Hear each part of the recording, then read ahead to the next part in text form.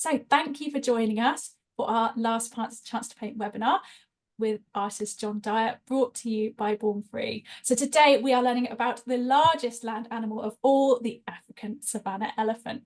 My name is Charlie, and in the background we have Laura, who's going to be answering some of your questions and also sending you lots of exciting links to look at later on.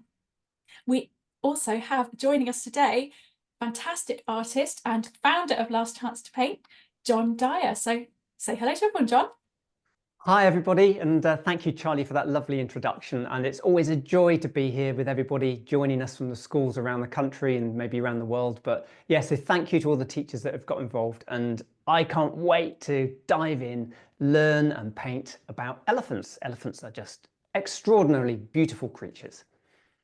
Amazing, fantastic. So just a reminder, you can pop your questions in the Q&A box at the bottom. Lovely, brilliant. So as well as being a talented artist, John is also the founder of Last Chance to Paint. So it aims to protect wildlife and connect children through creativity to that wildlife and to nature as well. And you can find all three of John's Last Chance to Paint creative schemes on the Born Free website and also the Last Chance to Paint website, including a module called Precious Africa. And John was lucky enough to see wild elephants when he was visiting Africa. So we're going to learn a little bit more about that today, which is really exciting. So today we're going to be doing a live painting. You can follow along. In a moment, John is going to share his screen. He's going to be using an online program called Procreate, just so it's a little bit easier for you guys to follow along. But I know you guys will have paints at the ready. As soon as John starts painting, please do feel free to go ahead and get started with your own painting as well. And we'll have little breaks throughout to help you kind of catch up as well. So fantastic. John, would you like to get started with your amazing painting? Yes, absolutely. So the first thing I'm going to do is I'm going to share my iPad screen with you all. So just bear with me while I swap from this screen to the iPad screen, and then we can start painting. Just 1 second. Okay, so hopefully you can all see my blank piece of paper or blank canvas or digital canvas. And I'm using an app called Procreate. Procreate are a fantastic company based in Tasmania, and they sponsored completely our Amazon expedition to the Amazon rainforest. So for those of you that aren't aware of Last Chance to Paint, have just come across this webinar, if you go to lastchancetopaint.com, you'll find there's really rich resources where we can take your children, your class, to the Amazon rainforest. You can show them a video each day if you want to do it that way, and read a blog, and then we introduce you to tribal culture, music, art. I do a painting each day, which you can see how I've been inspired by it. We look at the wildlife, the climate and the environment, and it's a really interactive, immersive experience. And even though we're not live on site in the Amazon or Borneo or Kenya at the moment, you can still send in questions to me and I will answer them for the class. So do make the most of that. Okay, so hopefully you've all got some paints and some paper ready and some water, and some of you might be using other materials. You might be using pencils, or you might be using oil pastels. So just sort of follow along as best you can. And Laura, who's managing the chat, if you've got any queries, just ask Laura, and anything that I need to be aware of will come through to me, and then I can pause or I can answer any questions. So the first thing we're going to do is we're going to set the scene for our elephants, all right? So we're going to put down a background. So I'm going to put down a beautiful sort of soft, warm colors of the savannah and set up the sort of mid-ground. So you can just follow along with me with this. So I'm going to choose, let me just make sure I've got my brush on. If you've got a wider brush, this would be really good for this. So sort of like a few centimeters width, or a square brush rather than a round brush. That would be really good. If you haven't, not a problem, just make do with what you've got. So I'm just going to put down some colors here with a wider brush. I'm just going to put those on here. This lovely sort of very soft, almost sort of egg yolky, but softer ochre color here. And it doesn't matter, you don't have to copy the exact colors that I'm using here. You can choose your own colors. It is a painting, it's not a photograph. And we're just setting the scene where we can place our elephants. And I'm just blending the colors on my piece of paper and letting them mix on the paper, which is a really lovely way to actually work. And if you want to make it a little bit more sunsetty, like it's the evening. In the savannah, I've got slightly the wrong color there. You can just choose to mix or some colors in here. Again, entirely your choice how you would actually like to do this. And you've probably got a range of colors, and don't feel that you've got to match the colors I'm using here. I'm just doing this ad hoc. What's appealing to me now? And you can do the same. What is appealing to you individually now? And also what materials and colors you've been given. Just make the most of those. We're going to set our elephants within this landscape. And as we paint over the top of these colors, whatever colors you're going to use for the elephants in the moment will start to naturally blend with this. And that will tend to form an earthy color or a gray color. And that will work to your benefit. Although, as we're doing a painting, if you wanted to do elephants in a particular color, you could, because that would be your expression. But I'm going to work them sort of broadly naturalistic in their colors, and we'll take that from there. So I expect some of you are still putting these background colors down. So I'll just let you all sort of catch up with that point, I think. So fantastic. John, this is inspired from your travels to Kenya. Is that right? It is, yes, absolutely. So I travelled with the Born Free team around Kenya, and we just saw so much wildlife, and the colours and the heat and the feel. It's an extraordinary place, because I've been to quite a few countries around the world, but Africa or Kenya, where I was it's definitely a highlight, I think. It's quite extraordinary that if you had like a little an ice cream container full of plastic animals, you know, giraffes and lions and elephants, you just tip them out on the carpet, and that's kind of what it's like. It's quite extraordinary. You literally see these animals, all these extraordinarily exquisite, unique shapes. You know, a giraffe is such an extraordinary shape next to an elephant, such an extraordinary animal, next to a hyena, next to a warthog, next to a gazelle, next to an impala, next to a lion, next to an ostrich. It's so unlikely, and you literally see them on the savannah, because the savannah doesn't provide much cover for these animals. It is a grassland environment, and a very important grassland environment. And it was a great privilege and a great joy to see them, but also start to learn about some of the issues around the environment and the animals and what's going on there. So a huge learning journey. And I'd encourage all of you watching this today to get involved in our Precious Africa expedition. We've got wonderful videos, daily videos for you, wonderful blogs, such amazing, wonderful photographs you can use as reference as well, and Maasai singing and so much culture. So please run that project after this if you can. Absolutely. And we'll make sure that we put the links to that in the chat box. So yeah, fantastic. So yeah, as you said, John, the savannas are really important habitats. So they are a type of grassland.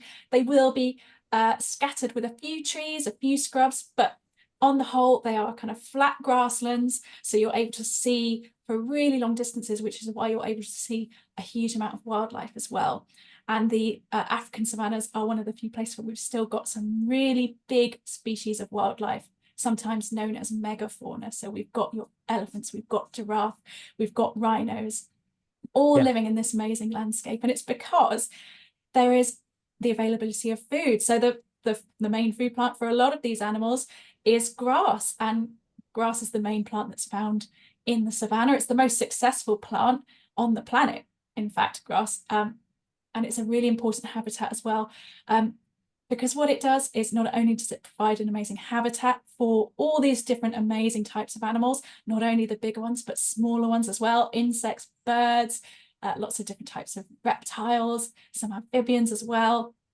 It's also really important for helping to store carbon. So carbon dioxide is produced when we burn fossil fuels, for example, for energy, and too much carbon dioxide in the air is contributing to the climate crisis. So it's making our weather patterns and our climate begin to change around the world. So even here in the UK, we're seeing more and more storms and floods because of the climate crisis. But savannas are amazing because of all those plants and that grass. They it's a brilliant place for storing carbon in the soil.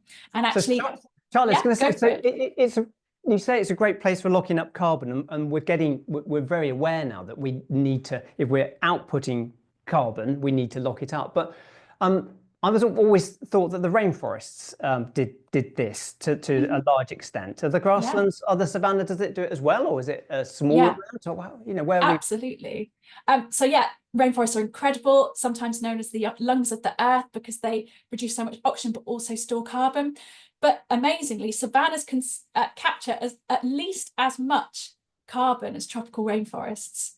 So they That are really, really vital to fight against climate change. they don't get a lot of press for that, do they? No, they don't. So yeah, grasslands are really important. So that includes the And savanna. So yeah, we need to care Charlie, for our is that the grasslands. same as so in the savannah in Kenya or in Hmm. Africa?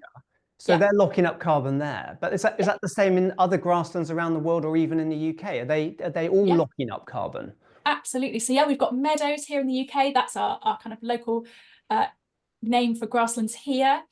We've got savannas in parts of Africa. There's another huge savanna that again doesn't get really talked about in South America because we talk about the Amazon a lot.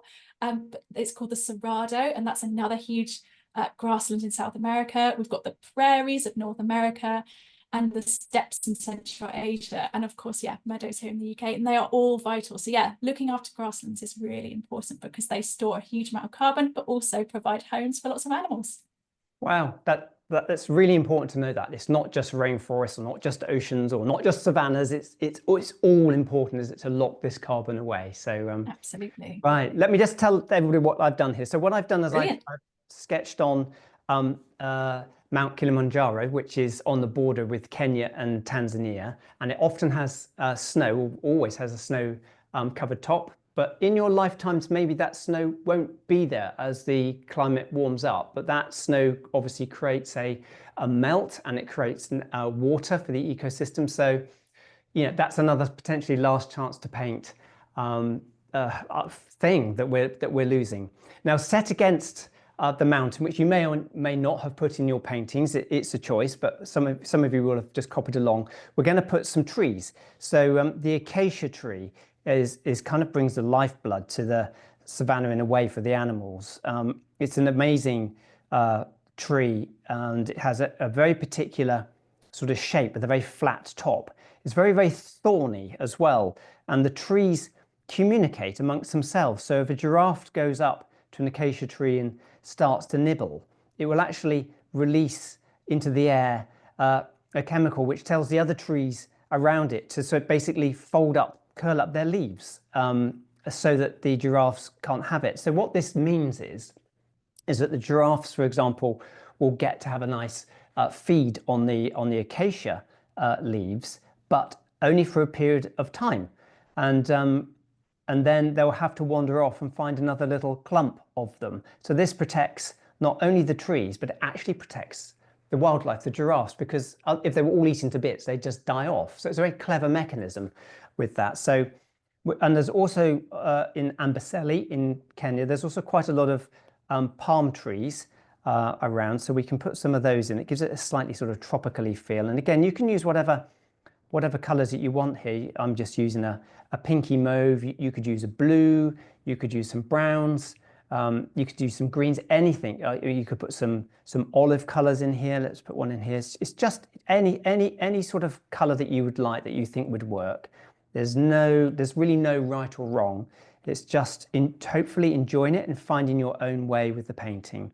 And I put the background in, sort of set the stage for the animals. In this case, it's going to be the elephants. So don't panic. The elephants are on their way. They're just over here, and they're going to come in a minute with that. So if anybody's got any questions about the painting as we go along, do ask with that. But we're just setting the scene of a Kenyan landscape.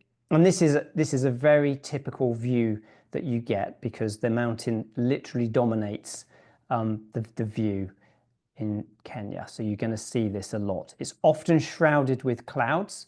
The clouds are often below the summit, and you will see the wildlife literally set out, like I said earlier, like toys on a play mat, all these unlikely animal forms. In my mind, as an artist, it's just like how did all these amazing forms evolve? And then you realize that the plants and the animals are deeply interconnected, and they've all formed these relationships and this sort of this network of life, and everything is self-reliant. So for the giraffes, they'll nibble the acacia leaves.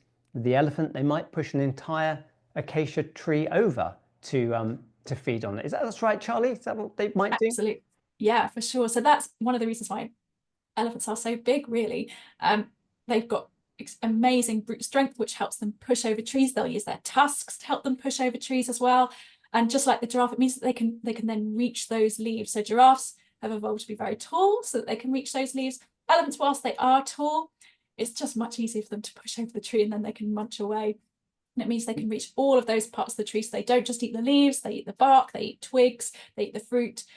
So they eat a huge variety of different plants around the savannah. So whilst there's a lot of grasses, those few trees as well that are dotted about, they will push them over. And elephants are sometimes known as ecosystem engineers. But by that, what we mean is they change the landscape that they are in. But those changes that they make help benefit other plants and other animals. So by pushing over the trees, they're helping to create larger areas of grassland.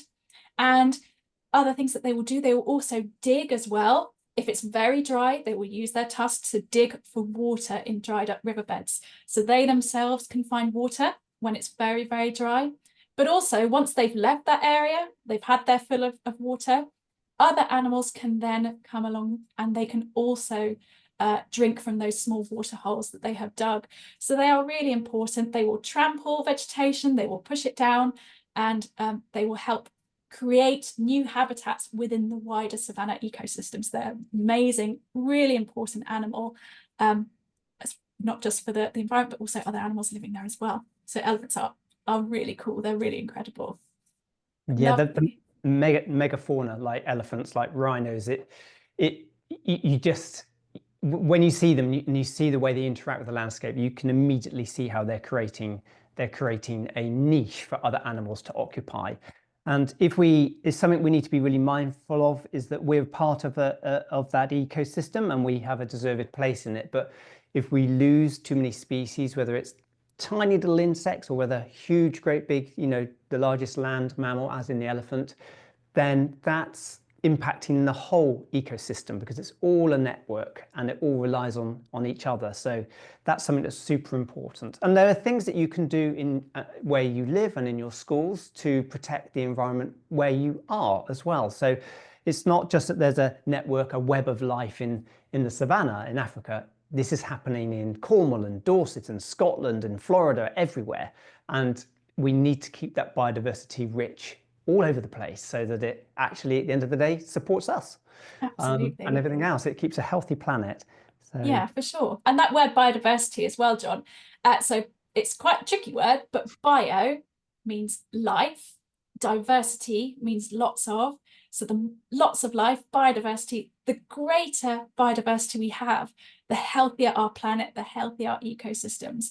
And that's really important for us as well, because healthy ecosystems provide us with things as well. So for example, oxygen that we breathe in, it helps create and maintain the water cycle. We all need water to survive, animals and humans alike. We all need it. We all need oxygen. We all need water. It helps pollinate our food. So if we've got lots of insects buzzing around, our crops are being pollinated, really important for us. So making sure that we tread really lightly, and also making sure that we're looking after our planet. So there's lots of things you can do. As John said, it might seem like the savannas are a long way away, and it's like, oh, what can I do to help the savannah? There's actually loads of things we can all do. So as we said earlier, we produce a lot of greenhouse gases to create energy, to run our electricity, to heat our homes. So one thing we can do is simply by using a little bit less. So actually, instead of running your heating all day, having it on at just times where you need it. For example, if you're leaving a room, don't leave the lights on, turn them off. If you've got chargers plugged in all over the house, turn it off at the wall, so it's not using energy. But also that's a win-win, not only for the environment, but for us as well, because it ends up costing us less as well. So it's really good.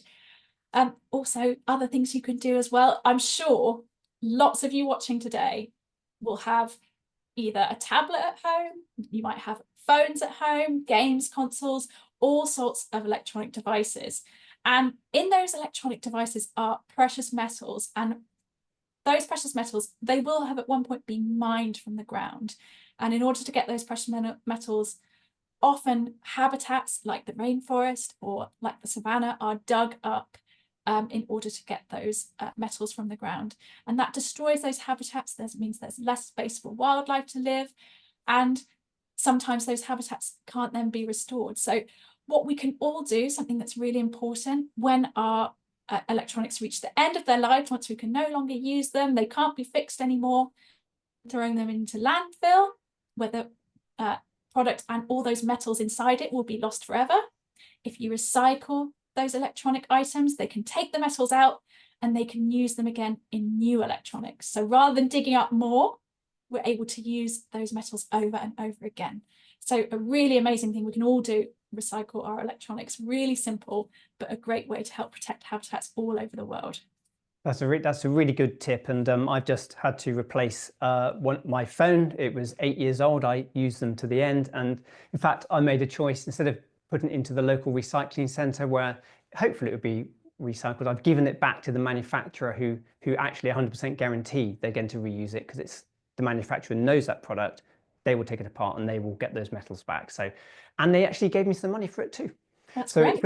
that's a win. Win-win. It's definitely a win-win. So I ended up with £50 in my pocket for something that was not functioning. But Amazing. So that's a really good thing. And you know, it was really notable when I was in Kenya that our actions wherever we live do impact the global climate. And when I was there, they were in the middle or towards the end of, as it happens, a 4-year drought. So, and you'll see this on our videos. If you do that expedition with us, you'll see me standing in a river and there's no water at all. And the water would have been up to my chest height. But when those rains eventually came, that causes chaos. So not only did whole lakes evaporate, but you need to see the expedition to see the full impact of this, but the children actually have to leave school, and there's lots of reasons for that as well. But when that rain comes, it causes devastation because the land is just like so parched, it can't take the water in, and there's too much rain in a shorter period of time. But our actions do impact how your contemporaries, how children of your age, it impacts their lives in places like Kenya. There's a direct impact on global weather systems. Now, Charlie, do you think everybody might be ready for me to start to put some elephants into our beautiful landscape? Yeah, perfect. I think we could start some elephants and then we'll have another little break in a minute to let everyone catch up, but that's great. Fantastic. Yeah. Let's just start off. So the aim will be to put like 2 or 3 elephants in our painting today. But if you end up with 1 elephant, that's great. Again, you can vary how you do it, and it might be that I add more than will fit on your paper, or it might be that I get carried away chatting and don't get enough in. So we'll see what happens.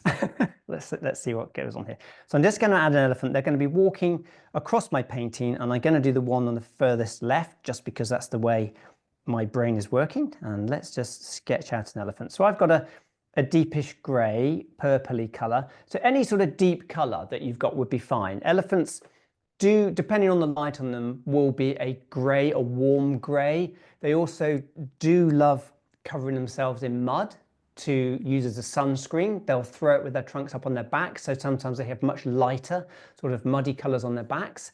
And I watched a mum putting sunscreen or mud all over her calf. It was absolutely lovely, and you'll see that in our videos as well. It's beguiling and beautiful, and it's optimistic, and yeah, nature makes our lives richer and much fuller, so it is to be celebrated.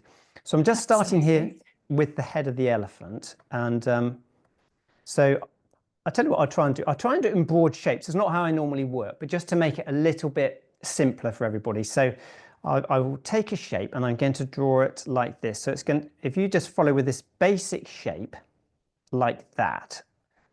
This isn't how I normally work. Charlie will attest to this, but if you put a shape about like that, just sketch it out with your pen. That will be a good start. And you're probably thinking, that doesn't look like an elephant. promise you it will in a minute. And then from there, what we're going to do is we're going to do this. This is going to be its trunk, going down like that. Okay, so that's another shape. We can refine the shape in a minute.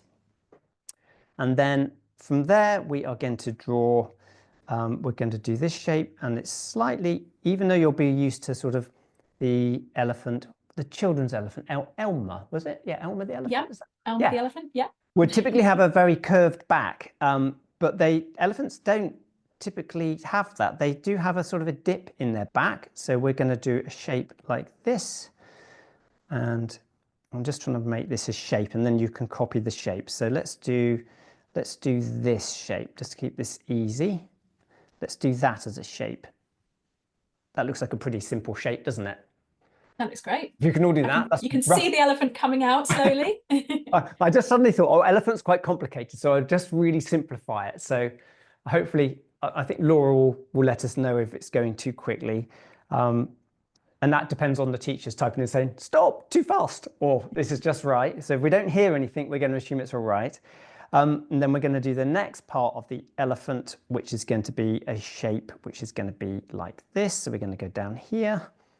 We're going to do an angle like that. And then we're going to go like this. This is the strangest way I've ever drawn an elephant, but I think it might be helpful today. And then the next one, I'll just do more free from. And then, so that hopefully you've got that. And I'm going to leave these shapes showing for the moment, and then I'm going to paint over them as you will do in your paintings. You'll paint over these lines, so you won't see it constructed like this. And then I'm going to put in a leg. It's going to be putting its left leg forwards like this. And it's lovely feet. They've got such lovely, wide, round feet, and that's physics working beautifully to spread the load on the ground so they don't dig in, because they can be quite heavy, can't they, Charlie, an elephant? Yeah, like I said, the largest land animal anywhere in the world, especially savanna elephants living in Africa. They are the largest species of elephant. They are really heavy. Females are a bit smaller than the males, so they can weigh anything around 3,600 kilos, and males can be almost double that. So they are absolutely enormous. They can be around 6,800 kilograms.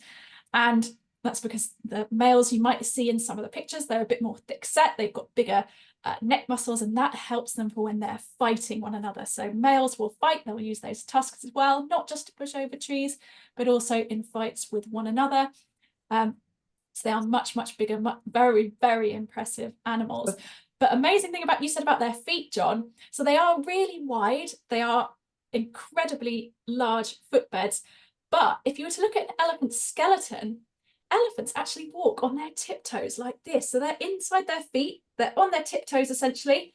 And that big round foot is essentially a big fatty pad, which distributes all their weight nice and evenly. So actually elephants, even though they're massive, they weigh loads, they're actually really quiet when they move, because they're essentially walking on their tiptoes, which is really cool. That is very cool, isn't it? And I didn't know that fact. I just knew they were sort of spreading the load, spreading the weight. But going back to the weight of a male elephant, that is, thinking in terms of things, lots of you will know what a large four-wheel drive vehicle is like, of different varieties. That's basically the equivalent of 3 of those added up together is the weight of a large male elephant. That's heavy, because I think you appreciate a large four-wheel drive vehicle is a heavy thing. It's like 3 of those. So that's a big thing. Absolutely, really heavy animals. So yeah. Again as well, that because their feet are so large, sometimes they'll leave footprints in the ground. And going back to how incredible and important elephants are for other animals, sometimes those footprints, when it's particularly damp or wet, those can fill up with water, and sometimes those little puddles can be home to tadpoles. So they provide a home through their footprints, which is really, really cool. That is cool. Okay, so we've got a rough outline of an elephant, so I'm going to start putting some more tone on here. Hopefully people have got those rough shapes to make that elephant up. So I'm just going to start blocking it in. So you can use the same color, or you can make it lighter, or you can make it darker. Doesn't make any difference. I'm just going to make it just slightly paler for the moment. and then I'm going to start just working in on top to make this all an elephant rather than a set of shapes. So at which point some of the children will be panicking, hopefully not. There's no I think messages that looks coming. great, John. I think it's fantastic. So, and then we'll just get that in. And then we can start to work in with some finer brushes, the light on the elephant, and then build in some more elephants. And then I'm just going to go slightly darker because this back leg would be naturally more shadowed. So just a little darker back here. And again, with this one back here, that will be slightly darker. Just going to steal some paint from there. That's something I can do on here relatively easily. Make it slightly paler. It is. And we're not trying to make this look like a photograph, are we, John? It doesn't matter if it doesn't look exactly like an elephant, does it? No, in fact, I don't want it to look like a photograph because cameras do that brilliantly. What we want to do is make a personal connection to this. So, and I really like these sort of muddy, purpley colors. And the brush I'm using is one I've sort of designed myself within the app. And it just gives a very sort of loose, if I zoom in, you can see how sort of loose these marks are.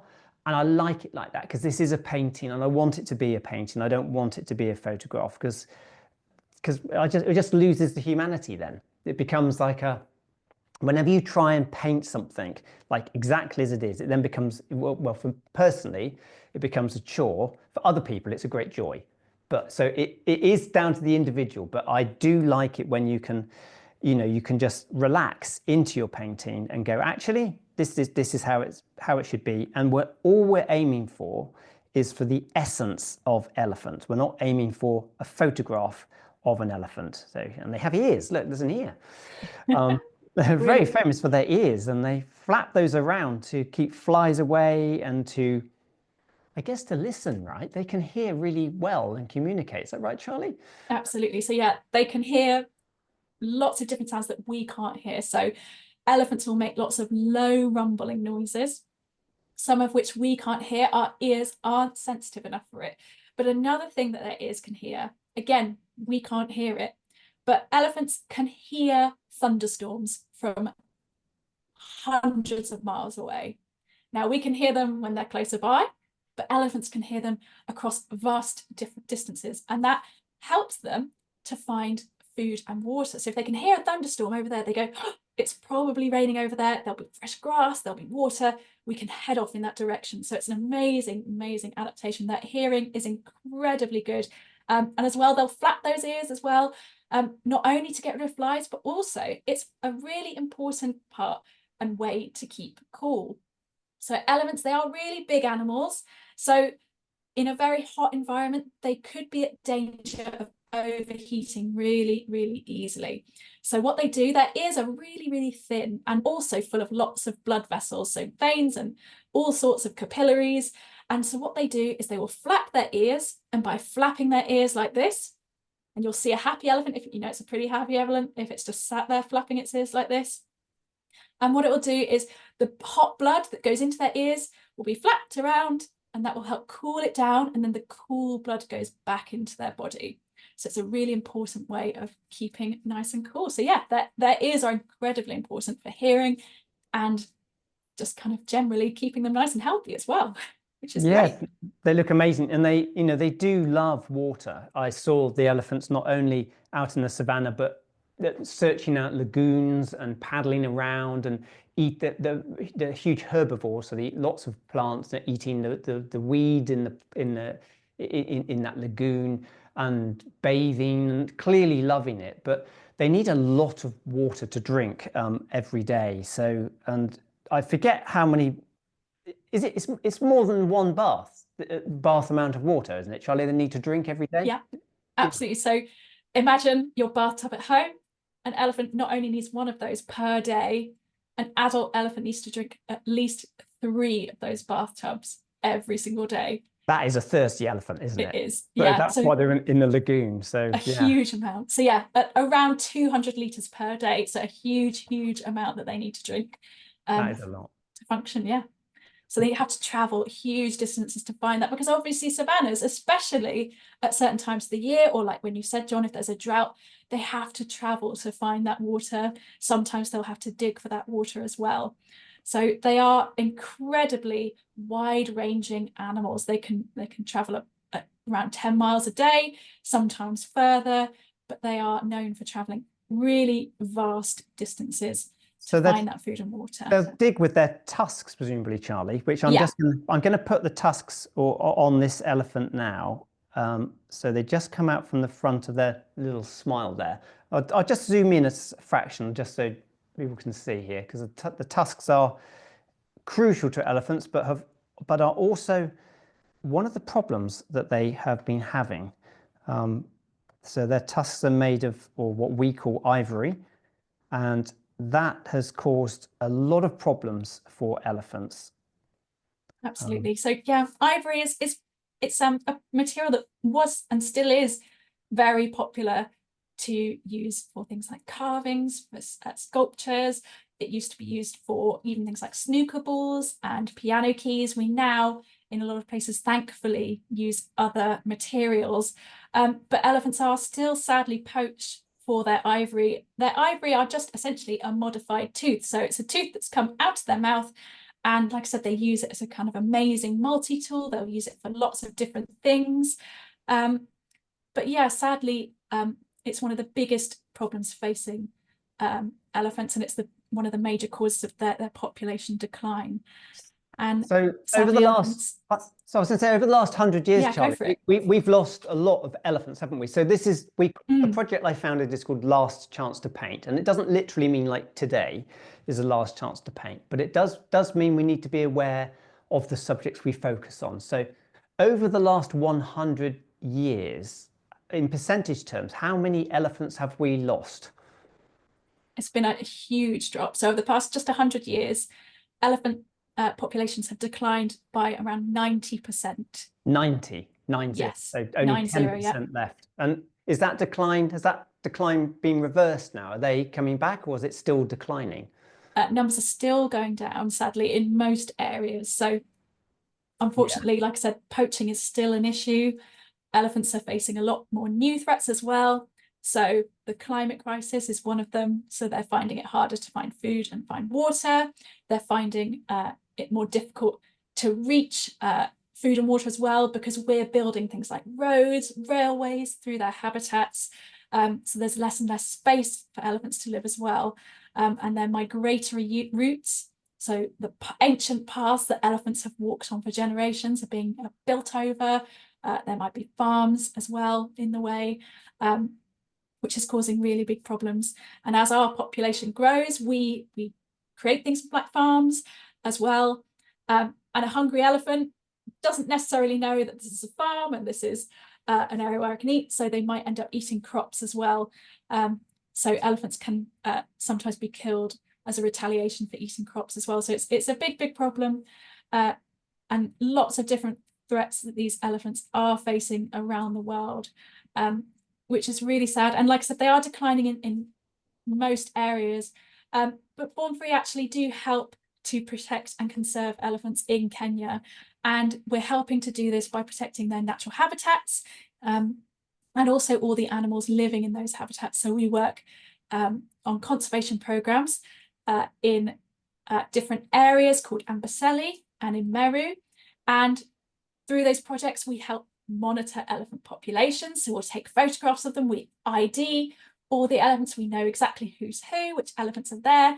And actually you can tell which elephant is which by looking at things like their ears or their tusk shape, or sometimes they've got sometimes really obvious features. So there's one example, one elephant is called No Tail. And as you might have guessed, he's got no tail. So he's really easy to spot.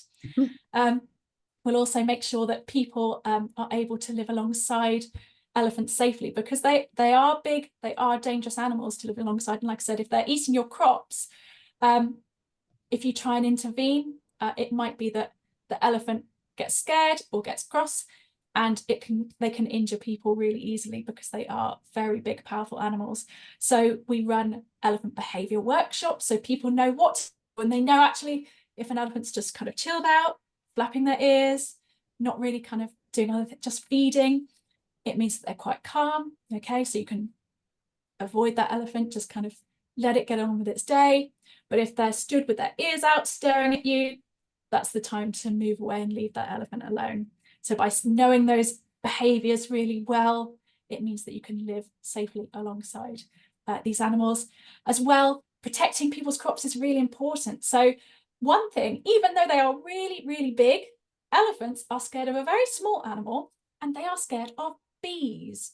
And I saw this, Charlie. Yeah, not them running away from bees, but I saw the bees that Born Free are putting in, and it's incredible. So I got to meet farmers who were quite cross about lots of things. One of which was other farmers diverting water away from communal land, and therefore they run out of water. And one of the things Born Free has been doing is to help the local farmers to realise, not only to share the water, the way to get the water from point A to point B without it all disappearing with evaporation. There's ways of doing this, but in and around the farms, because people need to grow their crops, because some of these farms are on natural migratory routes, or the elephants will smell the crops and it's good food and good water, they will have what Born Free has been doing is putting African beehives, which swing, which sort of move. So what happens is the elephants bump into these beehives. They don't harm the bees, and it doesn't harm the elephants, but of course the bees are disturbed, and this will be on the edge of the sort of like the small holding, and the bees come out, and of course the elephants go, oh, I don't like bees, and they disappear. So it was a wonderful and very clever thing to see. Yeah, sorry to interrupt there. I was so enthralled by it. And you'll see that in our videos. If you follow The Last Chance to Paint Precious Africa, you'll see us looking at these beehives. There were no bees in the beehives when we were playing with them, but you get the idea, which is amazing. No, it's great that you've seen them, John. And yeah, they are incredible, because the bees will make a noise. The elephants know the sound of the bees, and as soon as they bump into these hives and the wires that they're attached to, like John said, they'll make that noise. The elephants go, oh no, there's bees here, I don't want to go near here. And that's because even though they've got really thick skin, if bees travel up their trunk, for example, or go near their eyes and ears, they can give them quite a nasty sting. So just like us, elephants know, avoid angry bees, and you won't get stung. And also that's a win for the farmers as well, because their crops are protected, but they also then have another crop in the form of honey. So they get extra kind of output from that as well, which is great. So a really good way of living alongside elephants safely. It was really lovely to see. And it was really interesting. We also visited, and you'll get to meet children. So I, again, encourage you to do that expedition, a video each day with your class when you can. And so your children painting today can meet their contemporaries, obviously some of their contemporaries in Kenya, and some Maasai children. And the schools aren't necessarily in great places. They're on migratory routes for the elephants. So they will sometimes find an elephant that's destroyed things around the school, or they'll have to put up electric fences for the elephants. And then what happens then is you get too many elephants in too small a space. But one thing I found out quite quickly was the elephant fences that are put up to protect people and to protect the elephants from the people, and vice versa. They're electrified because they've got quite a bite when you touch them, which you shouldn't do with the electricity going through. So they're bigger electric fences to the ones that we would see typically in the farms around where I live. These are sort of for the elephants. They don't hurt the elephants. It's just to try and get them through safely. But everywhere you look, there's this little bit of animal-people conflict, which the Born Free Foundation does a huge amount of work to work around, which is very impressive, which is really good. Right, yeah, just to explain what I've got here. So as you can probably see, I've got 3 elephants. So I don't expect you all to do this. I've got one right in the foreground here. So I can just do a slightly more detailed look at its ear, and the lovely skin folds I can work into in a minute. So I'm going to go back to that one in a minute. I'll work on the smaller one behind that large one now. But if you don't feel confident enough to put the one in the foreground in, just don't do it. Just don't. It's your painting, okay? I'm putting it in deliberately so I can look at some of the textures on the skin for you today. So, but that's just to, if it doesn't look like an elephant, that is what it's going to be, a head of an elephant. Does it look like an elephant, Charlie? I think it does. I think it looks great. Great. Fantastic. So I'm going to work on the little one, and then I'll go back to the other one. I've just zoomed this in a little bit so that I think you can all still see all of the elephants. It will make it slightly easier for me and give you slightly more detail, if that's acceptable to everybody. Hopefully you've done the That looks great. Yeah, brilliant. So we'll work at that scale for the moment. Fantastic. And so, John, you've got a little herd of elephants here. Yeah. Now, elephants live in herds. They are animals that stay together in their herds for life, especially if you are the females. And they are a female-led society as well. So in a herd, there will be an older, wiser female, and she is known as the matriarch. And she will remember where food is, she'll remember where water is. She will help her family navigate those ancient trails that her family will have traveled for generations. And elephants are really, really long-lived animals. They can live up to 70 years in the wild, which is an incredibly long time. So very similar lifespan to human beings. So our average global life expectancy for humans is around 72 years. So they live just as long as people, and they have very similar life phases as well. So they'll have a toddler phase when they're around kind of 2 till 5. They'll have a teenage phase as well when they're kind of between 10 and 20. And then they mature into adults at a very similar rate to we do as well. So Charlie, are there... Yeah, that's very, and I'm painting a group of elephants because that's how I always saw them, as this group, where with really quite young babies with them as well. He's smaller than the second elephant I've painted here, actually, and it was very beautiful to watch the care that the mums were giving to that child. It was very much like a human relationship, but it came across to me that elephants seem to have very much of a human, well, not human quality, it's the wrong way to put it, but they seem to have emotions. They seem to really care. They seem to be looking after. Is that the case? You know, are they? Yeah. Is that going on, do we think, with elephants? Yeah. Yeah, absolutely. And we have been able to prove this, and lots of other animals show emotions as well, but elephants are incredibly intelligent. They are very complex animals. They show lots of different emotions. So fear, if they're scared, joy as well. If a new baby elephant is born, lots of the herd, there's clips of this online that you can find as well. The herd will gather around the new baby and they'll all trumpet and get really, really excited, just like human beings would. Literally celebrate like a little party. Absolutely. Like, yay, we've got a new baby elephant. A new baby, yeah, exactly. I wonder if they have like names, or they've obviously recognized each other, probably by sight, probably by scent, I don't know, by sound, because they have this sort of like subsonic way of communicating, don't they, as well? So I just think as a species, Charlie and me, as a species, well, probably not us, but we are always underestimating the sentient, intellectual, emotional, and all those qualities that we feel are human. I'm not so sure they're exclusively human at all. I think they're probably pretty widespread amongst the animal kingdom. Absolutely. And yeah, lots of other animals can feel the same emotions. They can feel joy, they can feel stress and distress, just like we can do, but they can feel those different emotions like we do. But like I said, elephants are very, very complex animals. They live with their families. They've got incredibly strong family bonds. The females will stay together for their whole lives, whilst the males might dip in and out and leave their maternal herd.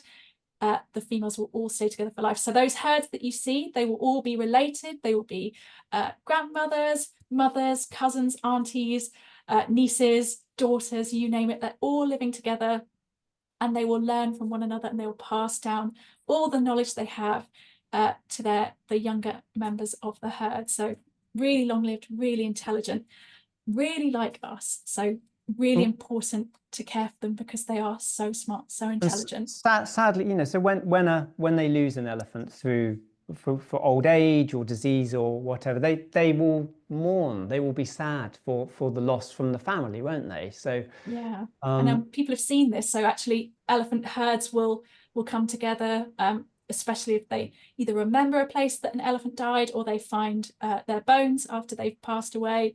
They will stand and they will be incredibly quiet, and they will just spend a moment almost contemplating and thinking, and we assume remembering those elephants as well.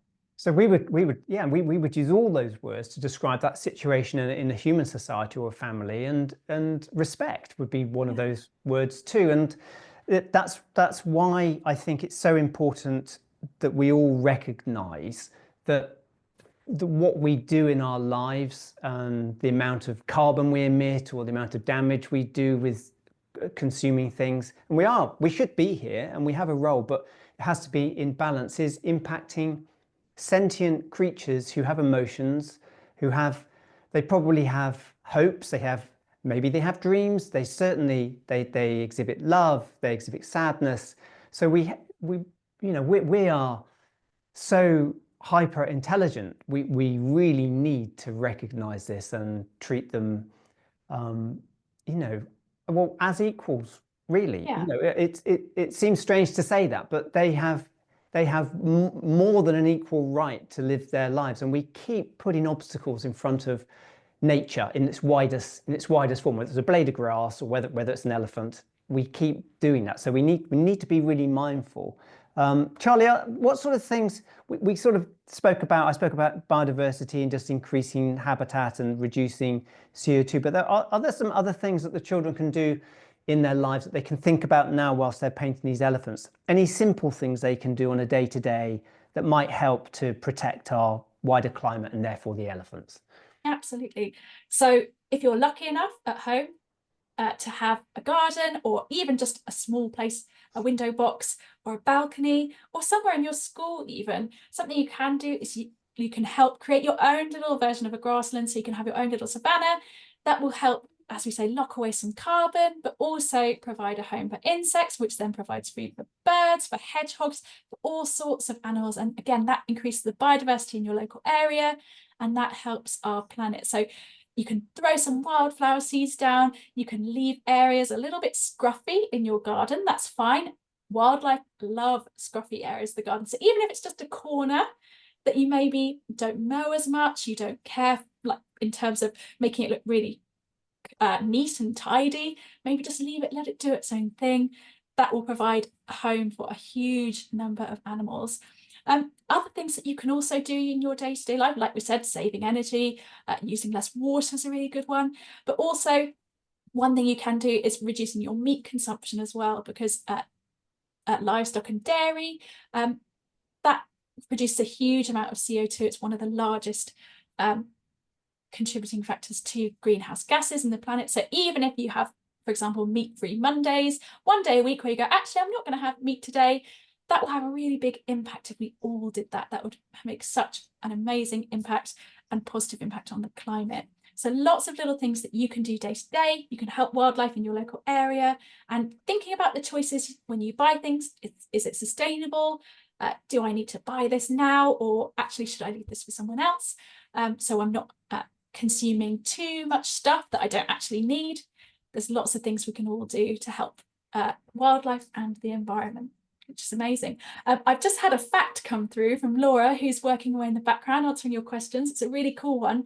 This is a new discovery. So just last year, going back to how intelligent elephants are, elephants actually call each other by individual names. So just like we do, so just like you are John, I'm Charlie, elephants have names for another too, which is incredible. And I don't know how the scientists found that out. That's amazing. That is, because I was wondering when we were chatting, I was thinking, God, do they recognize her? But they have names. There you go. So when they're doing that celebration for a new calf that's been born, maybe they're naming that calf and going, no, you can't call it that because so-and-so was called that.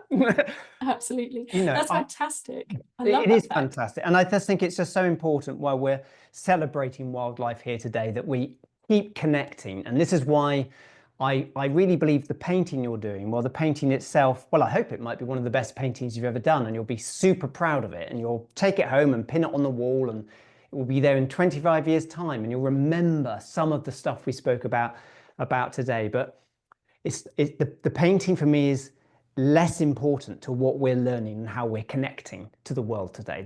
And this is what I do every time I do this. It reminds me that so for example, if I've got a pet dog, and I have had a dog before in my life and it was wonderful, I know it loves, I know it's scared, I know when it needs, I know it wants to be cuddled. That's obvious with a dog, but this goes across the whole animal kingdom. They all deserve their rights, and they need happy lives. And Yeah, and we can't go losing. We've lost 90% of this species we're looking at today, and that has it has a huge impact on the whole savanna and the whole landscape and everything else. So we've got to bring species back, not just because they look cool, not just because the elephants give each other names, but it's actually these elephants and everything else is our own life support system long term. It's all part of our life support system. So it's actually that fundamental that we turn things around, and there's time to do it, you know. And on a really positive note, I firmly believe that in your lifetimes we have got such knowledge now, and we are becoming more aware. And we've got such amazing technologies like the electrification of transport and solar panels and wind energy and decarbonizing that. So I firmly hope and believe, I can't say it will happen, but I hope and believe that you will have hopefully endless clean energy, and we will have a much richer biodiverse world than we currently have today. It'll be more like when my grandparents were born. I hope it will get richer and richer, and I hope that we will have a much better understanding of our contemporaries. So again, I'd encourage you to do the Precious Africa chapter fully, and you'll get to meet Vincent, who we do the walk to school with. And Vincent's walk to school is probably incredibly different to your walk to school or your car journey to school. So I'm sure you will enjoy that video when you meet Vincent. And Vincent is your contemporary, and his life is quite different to your life, but you both deserve a place on planet Earth, and your actions directly impact Vincent's life chances as well. So the elephants and Vincent and everything, all in the same situation here. So I really hope we can get that through. And it's absolutely vital that we all do our bit. And we're not in any way saying to all of you to become vegan or vegetarian, but just reducing your meat or dairy a little bit, even if it's just one day a week, starts to chip away at what scientists seem to think is about 18%, but the figures vary, but about 18% of all the CO2 output, of all the carbon output, is coming from the meat and dairy industry. So that's one that's quite easy just to reduce a bit, which would be great, because that's, you know, if we can do that. So I do that myself personally, and yeah, and it's great. Not everybody can do it. I've got other friends who raised their children vegetarian, and through lots of different allergies and problems now can't do that, and that's also fine. It's just we all do what we can where we can, you know. Absolutely. If we just all did one small thing, yeah, it would all make such a difference. So if yes, your one small thing is planting wildflower seeds, or leaving a messy part of your garden, using less energy, that one small thing makes such a huge difference. There's a lot of us on this planet, so if we all did one thing, it'd make a huge difference. So you can all do there's something something. like something like 2 billion children on planet Earth, and if one child goes, well, what's the point of me doing this? Well, if all 2 billion did something, that's a very big difference, which is great. You know, and we deliberately leave parts of our garden, well, not even deliberately, parts of our garden are quite a mess. And we know, even though, I mean, I'm talking to you now from my home and where I work as an artist. It's just terraced house, very normal terraced house, little strip of front garden, little strip of back garden, but we leave it quite messy, but it's very beautiful, it's very nice. And our neighbours have concreted over their entire garden, and then they put plastic decking on top of that, and it's a desert for wildlife. Nothing can live there. There's no food, there's no berries, there's no hedges. Our garden, it's all hedges. Where we have got fencing, we've put hedges against it. It's in the spring, it's full of birds, it's full of habitat. We get hedgehogs, we get mice, we get voles, we get goldfinches, we get starlings, we get jays, we get a whole range of creatures living in our little patch. And if we didn't have this, where would they go? You know, they start to run out. So every little bit a bit helps. And my next project is to put in some bird boxes around, so just to help. Amazing. Thank you, John. We've got around 15 minutes or so left of the session today, and we've actually got a couple of questions coming into the Q&A box. If you have any last minute questions that you'd like to ask, either to John directly or all about elephants, we will try and answer as many as we can as we're finishing off our paintings today. I think that is looking fantastic, John. I can't wait to see some of the paintings from those of us who've joined today. But our first question we have today, we have a school who would like to know how many paintings you have created, and also what's your favourite painting, John? Oh gosh. Well, how many paintings have I created? I don't know. Somebody needs to do the maths. I'm A lot. yes, a lot. So I could do. I don't know. It's going to be thousands, I think. Wow. Yeah, probably, but not tens of thousands, but probably thousands. And I've loved every single one. I'm loving this. I'm just loving doing this because everything's unique. So what's my favorite painting? It's the one I'm working on at the time. So because I have a need to paint. So I'm really liking this today. This is like my favorite painting at the moment. I think the thing is, as an artist, if you anchor on a favorite painting, then every painting after that's going to be disappointing. So I just think your favorite painting should be the one you're working on, and if it isn't, that should be the reason for doing your next one, I guess. But if I was really pushed to choose a painting, not necessarily because it was my favorite painting in its result, but the favorite moment painting was when I painted the very last two. There's only two northern white rhino left in Kenya. And again, I'll introduce you to the very last two northern white rhino. And it is sad, but there's also there's a great hope in that. But painting with them, and you'll see me trying to paint, walking around with them. Yeah, so maybe that's one of my favorite paintings. That is a good video as well. So yeah, I definitely recommend watching that video, even if that's the only one. It's amazing to watch, and amazing to find out about those two northern white rhinos, the only two that are left in existence as well. So definitely do give that a watch. Another question. Oh, this is a really tricky one. So do elephants fight for food, or do they share it? Gosh, that is a great question. Elephants, like I said, they're very emotional, they're very intelligent animals. So if they're in their herd, they're very cooperative. They will share things between the herd. They will look after one another. However, as I said, sometimes different elephants, so for example, the males particularly, especially if it's breeding season, they get quite grumpy. They go through a period called must, and it just means that they're very grumpy, quite cross.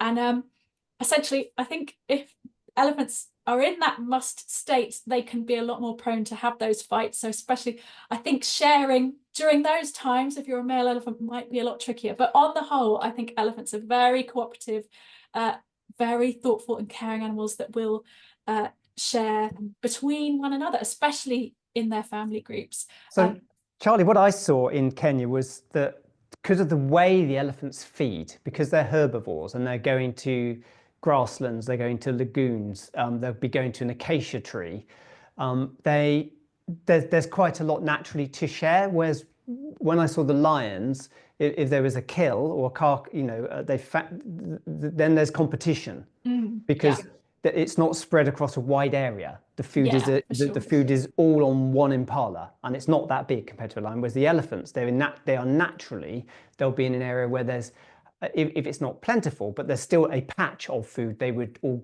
graze on or feed from. So they'll spread out in their herd. Yeah, absolutely. Yeah. So yeah, and like you said, carnivores, they'll have a hierarchy as well in their kind of pack, in their pride. So your larger lion will tend to get to feed first, whereas, like I said, elephants, they're very caring. Even the matriarch, the leader of the herd, will help look after others. They're very, very kind, caring, and animals that live in their families. They love being with their families. So John, one for you now. So do you know what your favorite color is to use when you're painting? That's a really good question, actually. I think the colors I'm using on these elephants, these purpley colors, I use that a lot for depth and for shadow. I wouldn't say it's necessarily my favorite color, but it's a color I use a lot for the underpainting and for those shadow areas. So it's a really useful color. I do love blues. living in Cornwall, there's lots of beautiful aquas and blues. I mean, when we get a blue sky, you really notice it because we don't always get a blue sky in Cornwall. So the sort of bluer end of the palette, I would say, but it's hard to choose a favorite color because all the colors work because of the other colors in a way. But yeah, so difficult. But maybe this purpley color that I'm using today, I use that a lot. You'll notice that in my work. So maybe that is my favorite color. No, I love it. Purple's my favorite too. So yeah, great answer. I agree with that Excellent. totally. Excellent. Brilliant. Perfect. Okay, so another question. What is the elephant's most harmful enemy? That is a really good question. That's So us. as we spoke about earlier, humans are the elephant's most harmful enemy because of things like the ivory trade, destroying their habitat, also climate change. We have caused their population to decline by that huge 90%. So we are their worst enemy. There are other animals that will predate elephants. So for example, there's a very special pride of lions that specialize in hunting elephants, but they're only one pride of lions and they only managed to hunt maybe 1 or 2 elephants a year. So even though there are predators that will hunt elephants, the numbers that they take are absolutely minuscule compared to the whole elephant population, whereas we have decimated elephant populations in just the last 100 years. So it's up to us to make sure that we're not being elephants' enemies anymore and making sure that we're caring for them, we're conserving them, we're looking after them because they are such important animals. Yeah, because like you said, Charlie, because they are creating the landscape for all the other creatures, from the tadpoles to the little watering hole where a warthog might get some water, and then obviously with where they feed, and then with their dung and spreading seeds. And if you take away the builders from our country, took away all the builders, all the plumbers, all the electricians, all the brickies, everybody that might make houses, where do we live? And absolutely. That's kind of where the megafauna is. If you take away all the rhinos and all the elephants, where does everybody live? How does it work? Yeah, that's a great analogy. I love that, John. So yeah, absolutely. They are so important for all the life that exists on the savannas. Okay, so a few more questions for you, John, coming through. Okay, so I might just reel them off to you so you can go through them because we've only got kind of a few minutes left. So we've got what inspired you to become an artist? I think we've done your favorite thing to paint. Because someone said that they've seen that you've done palm trees with flowers on them. So is that your favorite thing? And how long does it take for you to do a painting? How do you feel when you're doing a painting? Okay, gosh, I'll just answer a few of that. So inspired to be an artist, I grew up with artists. My father's an artist, so I grew up in Cornwall, always exploring the landscape with my sketchbook and my camera, and that just became what I did, and I just carried on doing it. I trained in graphic design in London and then went back to but to being a painter, not having that client-artist relationship. So, what was the last one you said there, Charlie? How do you feel when you're painting? How do I feel when I'm painting? Yeah. Oh, I feel peace because life is chaotic and phones ring, and especially when I'm outside, somewhere like the Amazon rainforest, even though it could be difficult environmentally, I feel total peace and total focus, and that's just a great joy because my brain's just awash with chaos otherwise, because the world is a whole bunch of being called this way and that way, and a message here and a message there. So it's very peaceful when I'm painting, which I think is good for everybody. Brilliant. And I know that we've taken around an hour, 15 minutes to do this painting today, but how long would it usually take you to do a painting, John? Especially for those kids who might be going, oh, I haven't quite finished and we've only got a couple of minutes left. Do they need to worry? Should they be panicking? You never need to worry about art, okay? So if anybody's making you stressed about art, please tell them to relax, because art should be enjoyable. And it's only when it's enjoyable will you do your best art, when you're relaxed. If I'm in the studio working on a painting, for example, a painting here, I've just put a few paintings around me today, didn't have any elephants, sadly. But that might take me the best part of 3 or 4 days to paint in the studio. But if I'm painting elephants in Kenya, I'll probably do that in about 2 hours, because I've only got a certain amount of time before I need to be taken out of there, before I'm too hot or too bitten, or the elephants are too close, so I just do a painting that fits within the time. A bit like we're doing this painting now to fit within our time frame. So I can expand or contract to fit the time, really. But I guess typically a painting would take a day's work if outside, and maybe 3 or 4 days if inside. Brilliant. So yeah, if you don't feel like you're at a place where you've finished today, don't worry, because you've actually worked really quickly. An hour isn't a huge amount of time to work on a painting. No, So and sure, it looks amazing. I knew a St Ives artist who sadly passed away a couple of years back. Guy called John Emmanuel worked in the very famous studios in St Ives. Every day he'd take one painting out of his drawer in his studio, and he would either add to this painting or he would take away from this painting. And he was doing this his whole life, from probably age 20 to 85, and he never finished it. Oh, But, that's a shame, but yeah.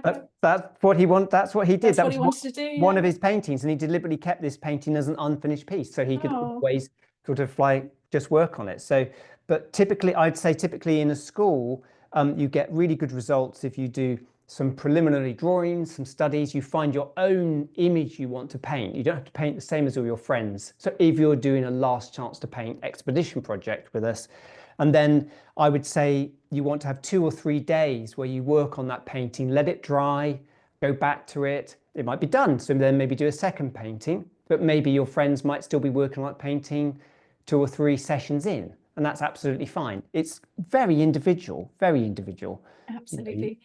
Brilliant. Okay, so we've had a comment saying one school has used chalk pastels today, and they said it worked amazingly. So yeah, beautiful. Lovely to hear. Lovely feedback. So thank you so much. And they've asked you one last question, John. Yes. One word answer for this one. Which do you prefer to paint? Animals, people, or landscapes? It's all of them. I do, yeah, so last chance to paint is specifically people, plants, and animals, or it's all of it. It's if you take away any of that, it's not our planet Earth. So I like to combine it all, and I like the narrative, the storytelling that you get.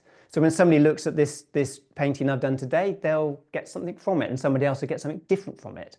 You know, they might have an experience of seeing elephants in Africa, so they'll get that experience back. If you've never seen elephants in Africa, they'll go, wow, look at those elephants in Africa, and they'll get that response. Or people might respond to the colors, or some people might just not give it a second glance, and that's also fine. You know, so yeah. Great. I think, John, that painting looks absolutely fantastic. I love your elephant in the foreground with all those beautiful wrinkles, which are really important for an elephant because, like you said, it helps keep that dust on their back. And they have eyelashes, and it's all beautiful. Yeah. Yeah, Thank you, brilliant. Charlie. And it means that, again, those eyelashes are important in evolution as well. Keeps the dust out of their eyes when if the sand whips up in the air, if there's a little dust storm happening. So yeah, absolutely fantastic. It's beautiful to see. And yeah, so we are coming to the end today. So I'd like to thank everyone for joining us today. We have a range of free teaching resources available online, as well as an educational magazine for schools, which is totally free. So you can sign up for those. We're going to put those for you guys in the chat box as well. So you can click those links if you're interested as well.